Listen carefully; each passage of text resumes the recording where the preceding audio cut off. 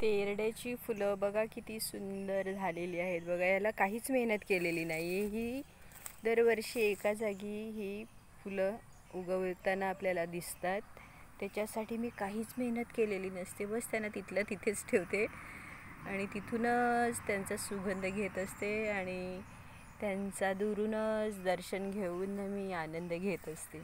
किती सुंदर सुंदर फुलं आहेत बघा, छानपैकी ना. हे मित्रांनो, ही फुलं कशासाठी आपण वापरतो माहिती असेल तुम्हाला, बहुतेकांना तर माहिती असेलच. आपण कोकणातलीच माणसं आहोत, त्याच्यामुळे आपल्याला सगळं माहीत असेल.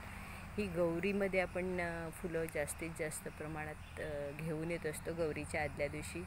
आणि मग गौरीच्या दिवशी विधिवत पूजा आपण ह्या फुलांची करत असतो. या पूजेमध्ये गौरीच्या आपण हे जास्त प्रमाणात ह्याला महत्त्व देत असतो. याला हलकासा सुगंध पण असतो. काही मेहनत नसते त्याला. ती बिचारी आपोआप उगवतात आणि आपोआप फुलत असतात. त्याला तर नाही खत द्यावं लागत, नाही कोणत्या प्रकारचं काहीच. पाणीसुद्धा आकाशातलं पडत असते दरवर्षी सालाबादाप्रमाणे. तेच पाण्याने ते एवढे फुलं देत असतात. तर आपण विचार करण्यासारखी गोष्ट आहे. आपण फुकटमध्ये कोणालाच काही देत नसतं, पण निसर्ग बघा किती आपल्याला भरभरून देत असतं.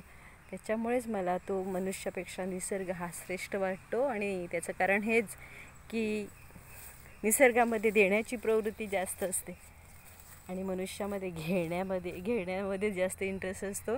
कुठून काय मिळतं का हेच लोक जास्त बघत असतात आणि तिथून मग वादाला सुरुवात होत असते. बघा ती निसर्ग आपल्याला हा भरभरून फुलं देतो, सुगंध देतो आणि समाधान देतो पूजेमधून, आहे की नाही. तर निसर्गाकडून शिका. मी तर शिकले. थँक्यू.